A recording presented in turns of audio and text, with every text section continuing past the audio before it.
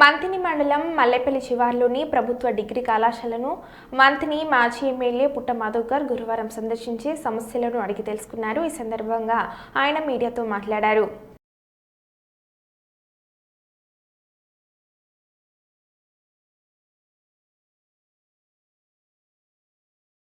అవకాశం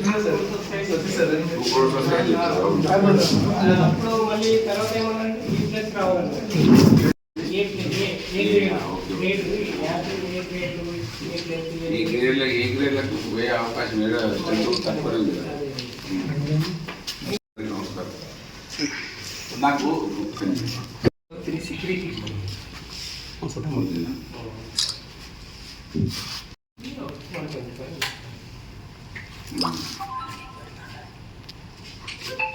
incharge principal sir చూసుకుంటారు. Regular principal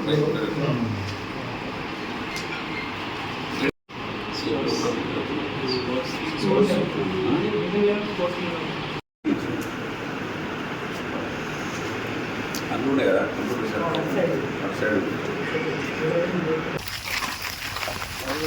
Manthani degree college ప్రాంగణం నుంచి ఇవాళ మంథని నియోజకవర్గ ఎమ్మెల్యే దుద్దిల్ల శ్రీధర్ గారికి జ్ఞానోదయం కలగాలని, వారి ఆలోచనలలో మార్పు రావాలని, ఈ సమాజాన్ని వాడుకొని మోసం చేసే అటువంటి పద్ధతుల నుంచి విముక్తి కావాలని ఎంతసేపు కుట్రలు కుతంత్రాలు, ఎవరైనా ఎదురు తిరిగితే వారి మీద గంజాయి పెట్టింతా అని, కేసులలో ఇరికిస్తా అని ఆలోచనల నుంచి బయటికి రావాలి.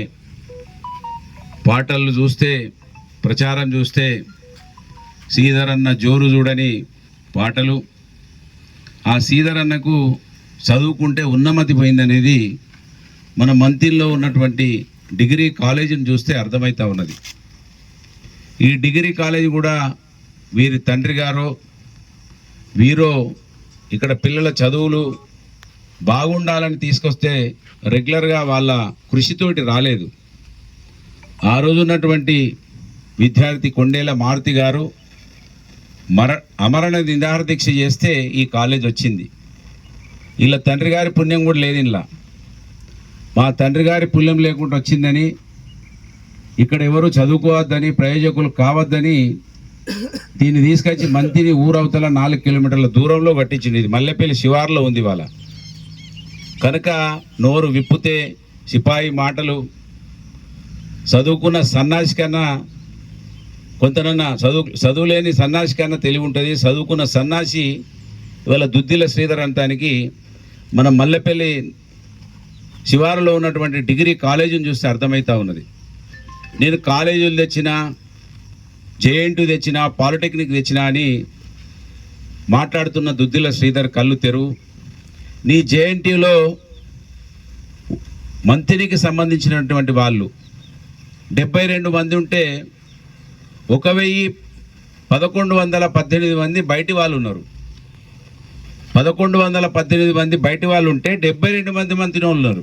దీంట్లో మంత్రినోళ్ళకి ఏం ప్రయోజనం జరిగిందో జవాబు చెప్పాలి. అంతేకాకుండా నీ పాలిటెక్నిక్లో 100 మంది ఉంటే 16 మంది మంత్రినోళ్ళు ఉన్నారు.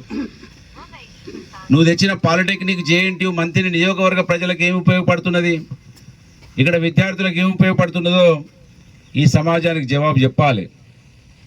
కొద్దో గొప్ప ఐటీఐ ఏది ఉపయోగపడుతున్నది. ఆ ఐటీఐ బిల్డింగ్కి పర్మనెంట్ బిల్డింగ్ లేదు, హాస్టల్ లేదు, పాలిటెక్నిక్ కూడా హాస్టల్ లేదు.